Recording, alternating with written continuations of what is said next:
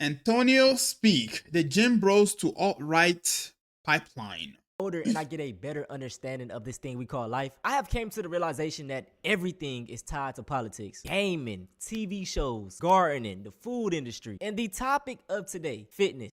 He's not wrong. And there's a reason why that is. It's because government wants to encroach upon your freedom slowly and gradually. It's just the reality of things. They want more and more control. I guess you can say they want you to own nothing and be happy. Whether that's your life, they want to be able to control what you eat. If they can control what you breathe in, actually, I think they already do that with the how do you call it? You know, the planes in the air spraying some kind of chemicals. I forgot what the name of the thing is called. But yeah, you get the idea. They want to control what you breathe in. They want to control what you eat. They want to control where you spend your money, and you know, they want to control your marriage. They want to control everything. So of course they're gonna go ahead and dingle their balls in everything that you do in your life.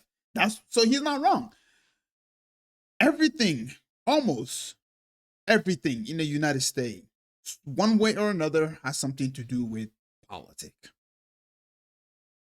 The gym to alt-right pipeline is so real. First and foremost, going to the gym is amazing. Getting active and getting physical should be a part of everyone's life. But I do think it becomes a problem when you make the gym your entire personality, aka the gym bros. And I'm gonna keep it so 100, man. Whenever I come across like a white male that is a gym bro, in the back of my mind, I'm like, I don't think he like and this is just so evident because in 2025, the amount of fitness creators on TikTok.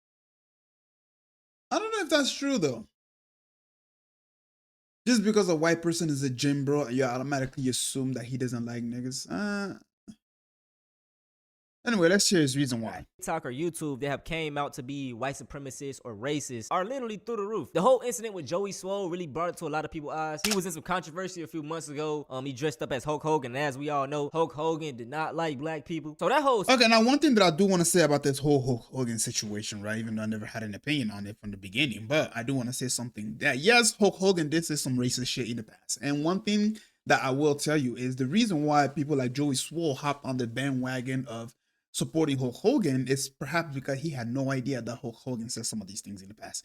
I didn't. I had no idea that he said these until he died. After he died, that's when people are like, "Oh, you shouldn't celebrate his. You shouldn't mourn his death because he was a racist piece of who said all these things about black people." And I was like, "Oh shit, I did not know that." So now imagine if I was somebody who was in the position of Joey Swole, not knowing these things, and then once Hulk Hogan died, I make a video about it, right? Especially as a black person. And then people come into my comment section and say, "Oh, this is what he said about black people." So yeah, Joey Swole went through that whole situation where he didn't know what Hulk Hogan said. And so he was obviously, you know, he did exactly that, you know, out of support for Hulk Hogan. And then people came after him saying, "Oh, bro, Hulk Hogan was a racist piece of, why did you?" And then he went ahead and apologized. And then later he was like, "Yeah, you know what? Fuck y'all. I'm taking back my apology," you know? And so that's what I got to say about that. months ago, he dressed up as Hulk Hogan, and as we all know, Hulk Hogan did not like black people. So that whole situation was weird, man. And obviously, I'm not the gym type. I'm skinny as hell. I'm more of a calisthenic type, and I try to do at least 100 push-ups a day. I know it's not much, but it's something. In my defense, I am an active father. My kids live with me. They are under the age of 3. And at this moment right now, me going to the gym doesn't really line up with anything. There is one community on the internet that doesn't get enough flack, and it is the gym bros. They do not get enough hate because them is are racist. And I talked about this briefly in a past video, but I'm gonna be honest, bro. I feel like a lot of spaces on the internet for black people are racist. Like anime, gaming with some of these creators. Like going back to when I was a kid watching YouTubers, like when there's a reason why. And the reason is because you know, there was a very, very famous quote that a president said in the past, Lyndon B. Johnson. Right? And the quote went along the line of this. Let me go ahead and find it because I don't want to butcher this thing. There it is, ladies and gentlemen. So, this is what Lyndon B. Johnson said. "If you can convince the lowest white man he's better than the best colored man, he won't notice you're picking his shoot. Okay, there you go. He won't notice you're picking his sorry. He won't notice you're picking his pocket. He'll give give him somebody to look down on, and he'll empty his pocket for you." So, that's why racism in the United States of America is so rampant, because this quote still plays a massive role today. Okay? You have to give although white people are in power, we know that they're the one who's sitting president. You have to understand that yes, they still have to extort their own people, you know. And so, what's the best way to do that?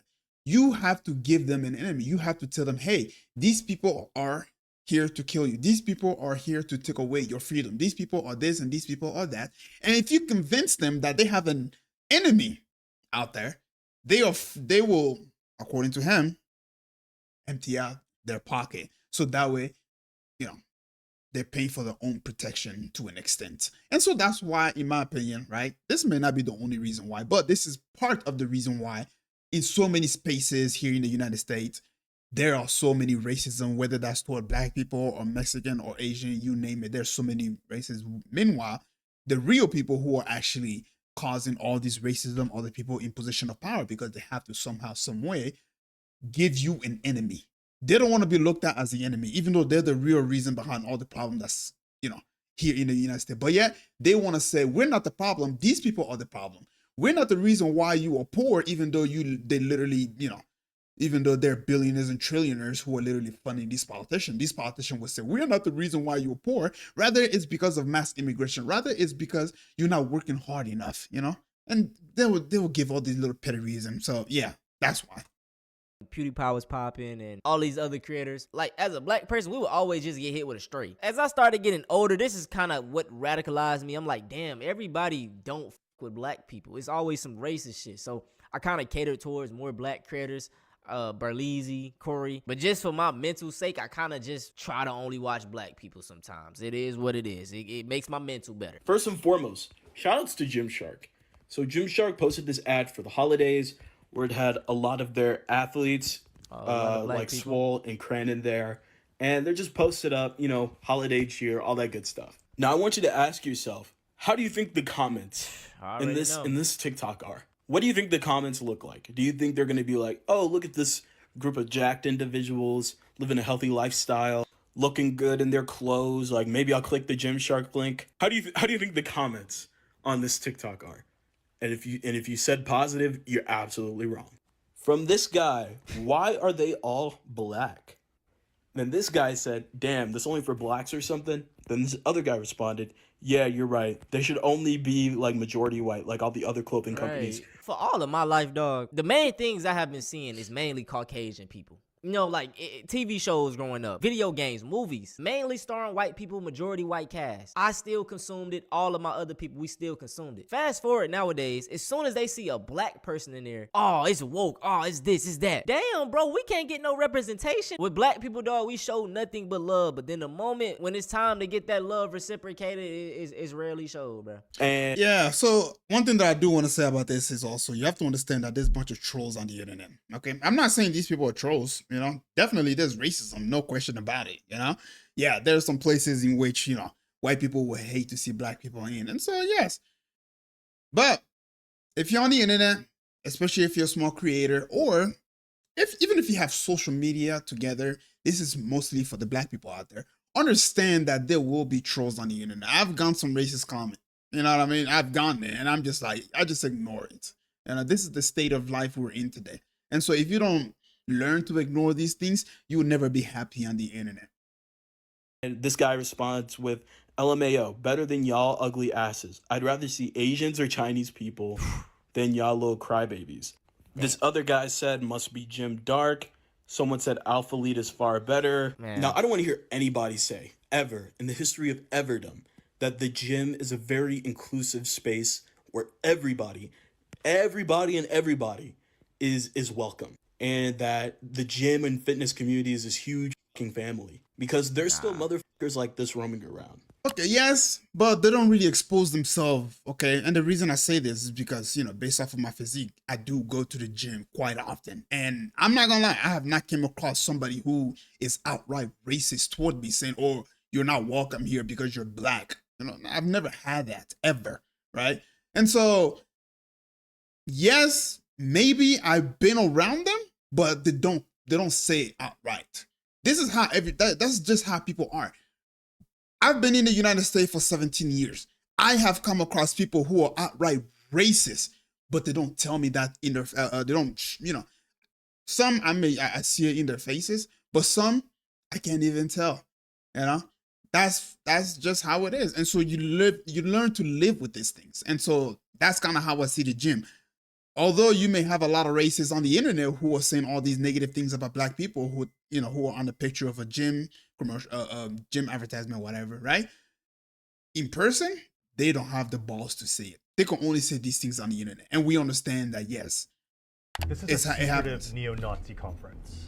Make no mistake, we are at war. Attended Wait, by who? gym owners, exactly. Gym owners, coaches, coaches. trainers. Look at these.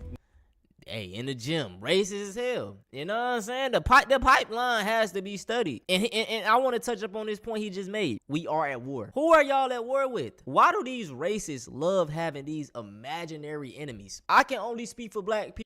Again, it brings me back to my quote. You have to give them somebody to hate. Because when they hate someone, they will never look at you. How do you think the special group in the Middle East have been able to control America for so long?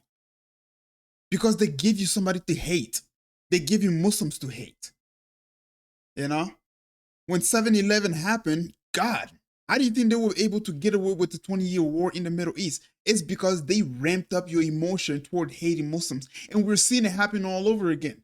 Recently in Dearborn, one of the special group who literally went to Israel and kissed the wall was literally in Dearborn, you know, convincing white people that your enemy is the Muslims. Your enemy is the Muslim. Meanwhile, we understand that the Epstein file is, well, filled with a bunch of PDF files, right? And Epstein was a Mossad agent working for the special group of people.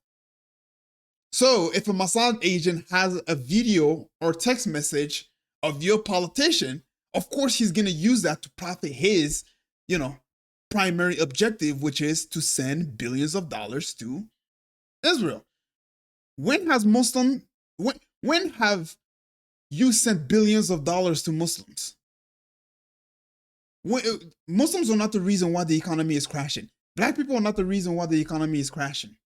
Mexicans are not the reason why either. The state that America is in is not because of a specific group of race of people. That's not the reason why. The reason America is in the state that it's in is because your politician, your leader, have prioritized another state over you. And this is the reality of things. And again, you're not going to realize that. Why? That's why. Anyways, ladies and gentlemen, I just want to go ahead and just talk a little bit about that. If you want to watch the entirety of the video, here you go. With that being said, I'll catch you guys up later.